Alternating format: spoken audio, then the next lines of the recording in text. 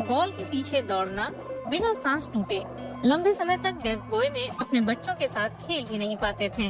उन्हें पर्याप्त सांस ही नहीं आती थी। मुझे कभी अस्थमा का असल अटैक नहीं आया जिसमें आप नीले पड़ जाते हैं या ऐसा कुछ और होता है। मैं सिर्फ हमेशा ये महसूस करता रहा कि मेरी सांस फूल रही है, जैसे कि मेरे फेफड़ों पे कुछ रखा हो और मुझे सांस लेने में बहुत सारी ऊर्जा लगानी पड़ती थी। आज डेफ बॉय में फिर से व्यायाम कर सकते हैं और वे उत्साहित हैं। उन्हें गंभीर एलर्जिक अस्थमा है जो साल दर साल बिगड़ता गया है। यहाँ तक कि वे लगातार कोर्टिसोल लेने की मात्रा बढ़ाते गए हैं। खांसी, सांस न आना और श्वसन नली पर दबाव।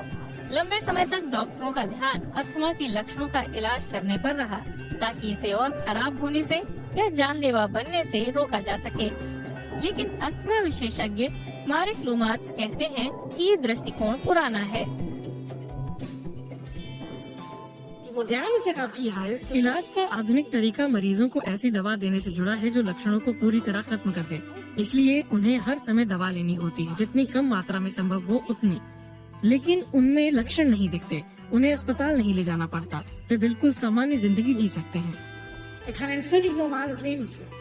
डेफ बॉय में बायोलॉजिक्स लेते हैं जो बायोटेक्नोलॉजी की मदद से बनाई गई एंटीबॉडीज हैं।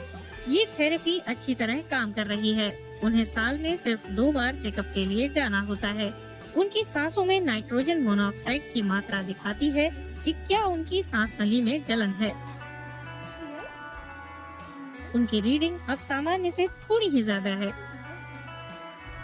कुल मिलाकर ये बहुत अच्छा परिणाम है, चिकित्सकीय स्तर पर भी और जैसा उन्हें महसूस हो रहा है उस आधार पर भी। अब उन्हें संभावित साइड इफेक्ट वाले कोर्टिसोन की और जरूरत नहीं है। डेफ बॉय के फेफड़े अस्थमा के चलते कुछ खराब हुए हैं, लेकिन वे स्वस्थ महसूस करते हैं और उनके फेफड़ों की स्थिति स्थिर है। बायोलॉजिक शुरू करने के बाद ये बड़ा बदलाव आया है। उन्हें स्प्रे या टैबलेट के तौर पर लगातार कोर्टिसोन की बढ़ती मात्रा की जरूरत पड़ती थी, फिर भी वे लगभग हर रोज ही बीमार महसूस करते थे। हमेशा साइड इफेक्ट होते थे, मुझे अच्छा नहीं लगता था, मेरे हाथ कांपते थे। कोर्टिसोन की ज्यादा डोज लेने से मुझे झटके महसूस होते थे। इसे लेने के बावजूद जरा भी अच्छा महसूस नहीं होता था। आज डॉक्टर ये जानते हैं कि कोर्टिसोन गोलियों के साथ लंबे समय तक चलने वाली थेरेपी फायदे के बजाय नुकसान ज्यादा करती है। लेकिन कोर्टिकोस्टेरॉइड इनहेलर अब भी मुख्य इलाज का हिस्सा बने हुए हैं और श्वसन नली की जलन कम करने में बहुत प्रभावी हैं। बायोलॉजिक्स के साथ भी अगर इनकी जरूरत पड़े तो। आजकल आप कहते हैं, ओ इस आदमी को ये वाला या वो वाला अस्थमा है, उन्हें एलर्जी है या नहीं है, उनका ये बायोमार्कर है और उनका पूरा इतिहास।